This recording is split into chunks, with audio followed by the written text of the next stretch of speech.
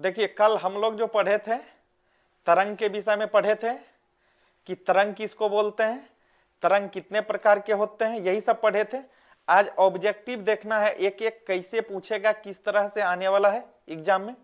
तो देखिए क्वेश्चन पे चलिए। 255 नंबर आपका क्या कह रहा है क्वेश्चन, देखिए कह रहा है यांत्रिक तरंग को कितने भागों में विभाजित किया गया है।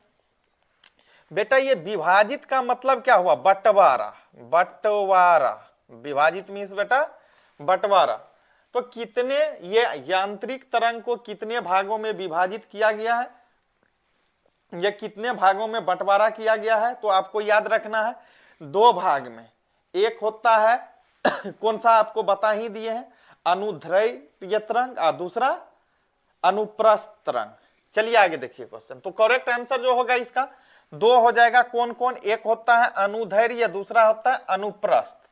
आगे देखिए ध्वनि कैसी तरंग है। अब पूछ रहा है बेटा कि ध्वनि जो है वह ध्वनि किस प्रकार की तरंग है। जैसा कि आपको बताए हैं, पहले भी बता चुके हैं कि ध्वनि क्या होता है।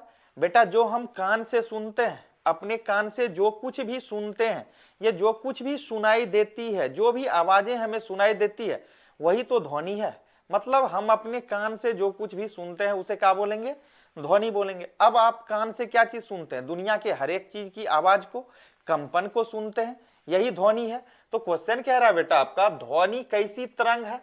तो ध्वनि जो है बेटा अनुदैर्घ्य तरंग है। याद रखना अगर पूछ दे ध्वनि कैसी तरंग है तो आपको याद रखना है अनुदैर्घ्य तरंग। आगे देखो प्रकाश कैसी तरंग है, प्रकाश कैसी तरंग है।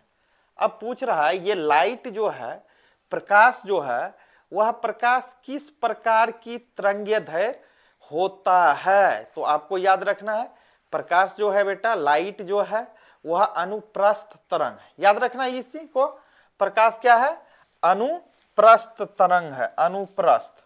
आगे देखो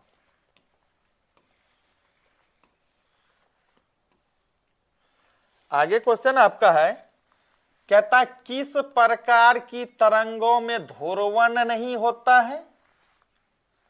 कह रहा किस प्रकार के तरंग में ध्रुवण नहीं होता है। तो बेटा ये क्वेश्चन कई बार पूछा भी गया है, याद रखना है अनुदैर्घ्य तरंग जो होता है उसमें ध्रुवण नहीं होता है, कदापि नहीं होता है, याद रखना।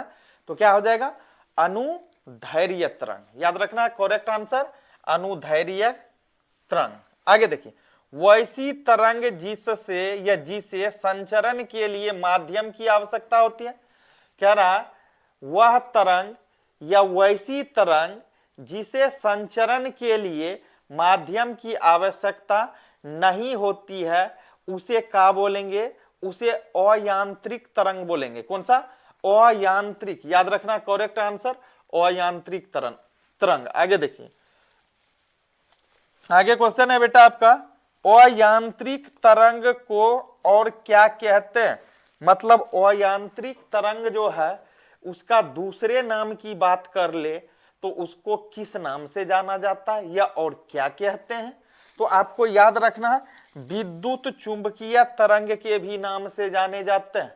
हो सकता है बेटा क्वेश्चन आपको इस टाइप से दे दे कि विद्युत चुंबकीय तरंग को और किस नाम से जाना जाता है।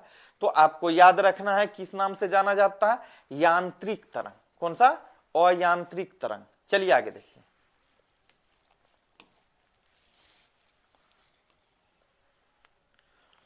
आगे क्वेश्चन है बेटा दिया हुआ सभी विद्युत दिखा हुआ सभी विद्युत चुंबकीय तरंग किसकी बनी होती है।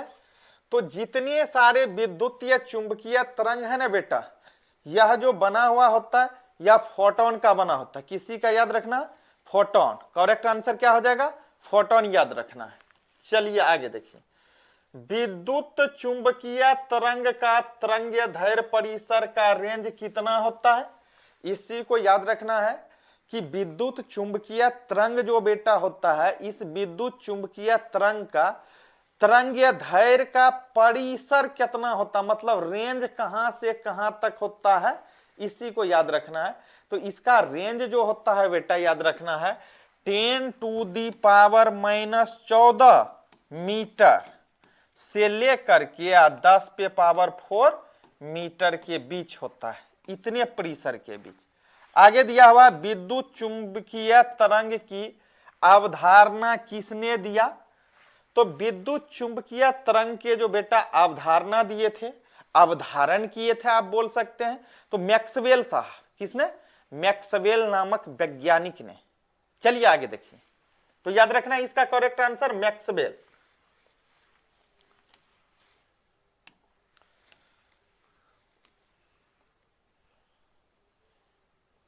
आगे क्वेश्चन देखिए दिया हुआ है, आगे क्वेश्चन आपका है कि विद्युत चुंबकीय तरंग कैसी है?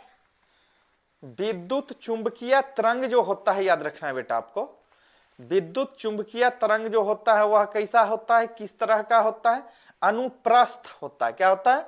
अनुप्रस्थ होता है, याद रखना। आगे देखिए, आगे दिया हुआ किसी कारक द्वारा उत्पन्न विक्षोभ के आगे बढ़ने की प्रक्रिया को क्या कहेंगे? तो इसको तरंग गति बोला जाता है। क्या चीज? तरंग गति। आगे देखिए, कहता है कौन सी तरंगे विद्युत चुंबकीय नहीं है। अब कह रहा वह कौन सा तरंग है जो विद्युत चुंबकीय नहीं है? तो आपको याद रखना है पराश्रव्य तरंग जो है वह विद्युत चुंबकीय तरंग नहीं है। तो करेक्ट आंसर क्या होगा? पराश्रव्य तरंगे या तरंग बोल लीजिए, करेक्ट आंसर ये होगा पराश्रव्य तरंग। चलिए आगे देखिए,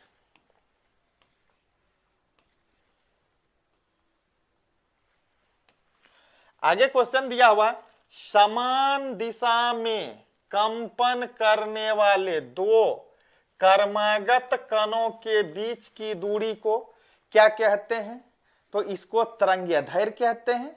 फिर से इस क्वेश्चन को याद रखिए कि समान दिशा में कंपन करने वाले दो क्रमागत कणों की बीच की दूरी जो होगा बेटा वह तरंगीय दैर्घ्य कहलाएगा। क्या कहलाएगा?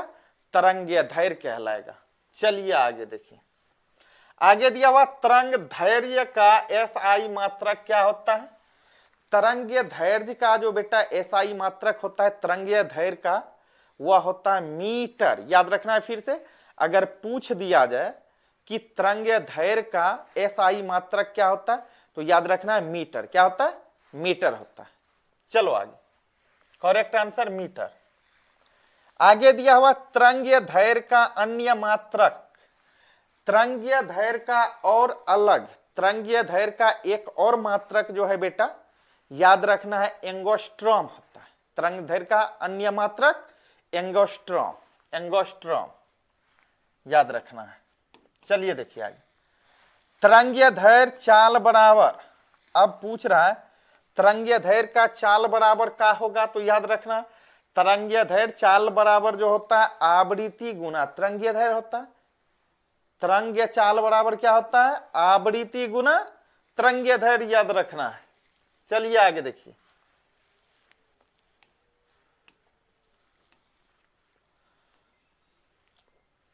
आगे क्वेश्चन है आपका बेटा, कहता है कौन सी तरंगीय दैर्घ्य संपीड़न एवं विरलन बनाता है? अब कहता है कौन सी तरंग संपीड़न एवं विरल बनाता है? विरलन, तो याद रखना अनुप्रस्थ तरंग जो होता है वह संपीड़न और विरलन दोनों बनाता है। आगे देखिए, तो करेक्ट आंसर यह हो गया। आगे दिया हुआ कौन सा तरंग ठोस एवं द्रव माध्यम में उत्पन्न होता है? मतलब वह कौन सा तरंग है जो ठोस में भी और द्रव्य माध्यम में भी उत्पन्न होता है? तो याद रखना अनुप्रस्थ तरंग होता है। कौन सा तरंग? अनुप्रस्थ तरंग।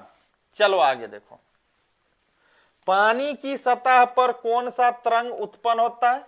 पानी की सतह जो होता है बेटा, पानी की सतह पर, पानी कुछ इस टाइप का होता है, तो कहता है पानी की सतह पर कौन सा तरंगीय दैर्घ्य उत्पन्न होता है? तो पानी की सतह पे जो तरंगीय दैर्घ्य उत्पन्न होता है बेटा वह होता है अनुप्रस्थ तरंग। कौन सा तरंग? अनुप्रस्थ तरंग। आगे देखो, तो करेक्ट आंसर अनुप्रस्थ।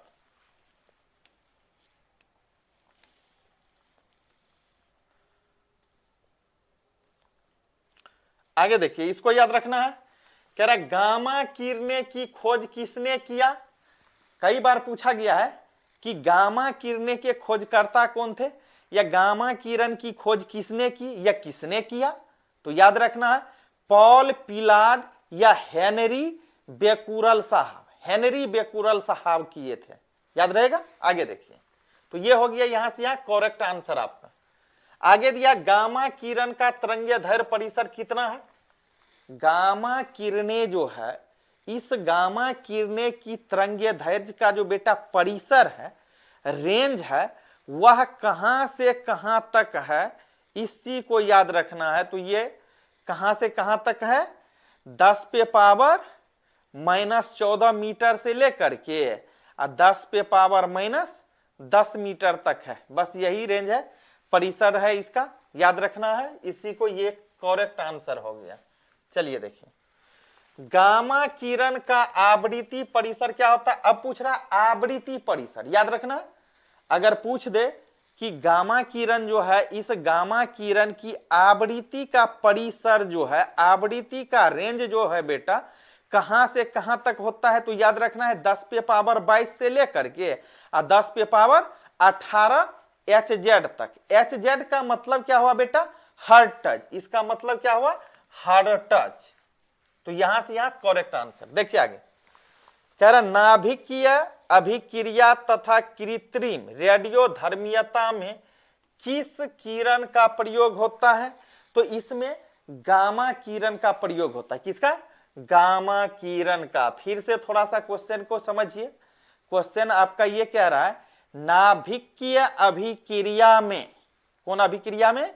नाभिकीय अभिक्रिया में तथा कृत्रिम रेडियो सक्रियता या रेडियोधर्मियता में किस तरंग का या किस किरण का प्रयोग होता है? तो गामा किरण याद रखना है। आगे देखिए,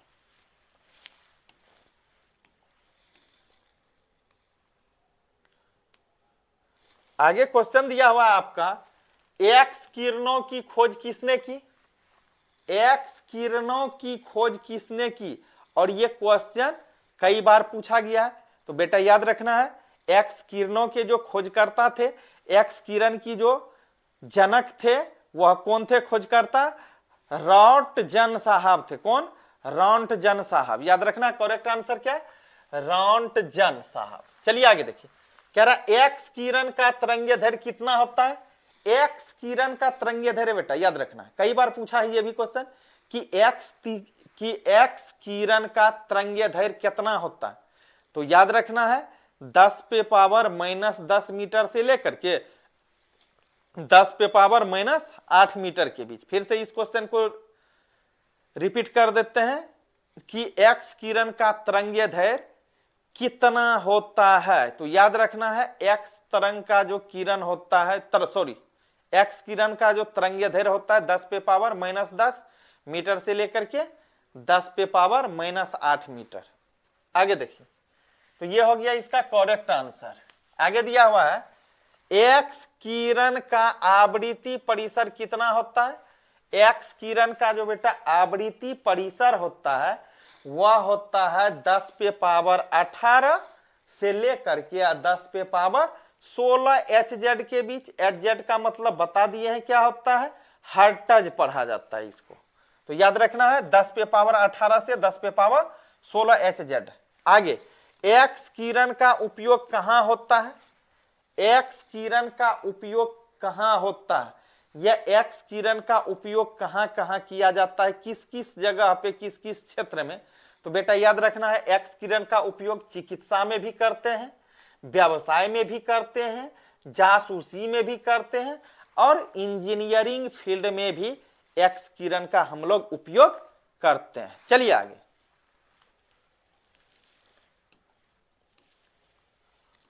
आगे क्वेश्चन दिया हुआ है पराबैंगनी किरण की खोज किसने किया? पाराबैंगनी किरण की खोज किसने किया? तो रीटर साहब ने किए थे। पाराबैंगनी किरण का खोज किसने? रीटर साहब किए थे। याद रखना है, पाराबैंगनी किरण की खोज किसने किया? रीटर महोदय ने किए थे। आगे देखिए क्वेश्चन, आगे दिया हुआ पाराबैंगनी किरण का तरंगदैर्घ्य परिसर कितना है? तो पाराबैंगनी किरण का जो तरंगदैर्घ्य परिसर है बेटा, वह कितना है? 10 पे पावर माइनस 8 से लेकर के 10 पे पावर माइनस 7 मीटर तक होता है। ये याद रखना है।